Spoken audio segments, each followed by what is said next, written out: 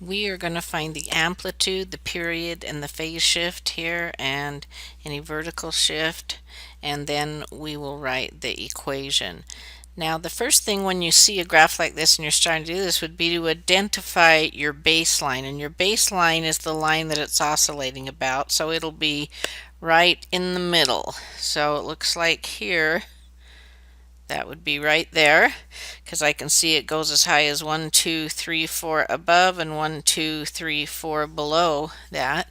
So I know my baseline. Let's see, here's my axes. So my baseline is at y equal -4. Now I can also see the amplitude there, and so the amplitude is going to be 4 because we go 4 above or 4 below that baseline.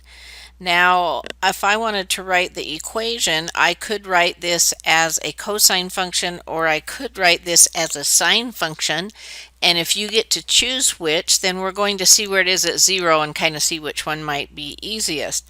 So as we see at 0, here's my origin, but we see that it's down here, which is right on that baseline. So I can see that this would be easier to use a sine function, because typically the sine of 0 is 0, and then this is just vertically shifted down 4. So there's no phase shift if I use a sine function. So that's what I'm going to do. And the next thing I'm going to do is determine the period. So if I start where I've made this dot and I go until it does one complete cycle, I'm right over here at 2.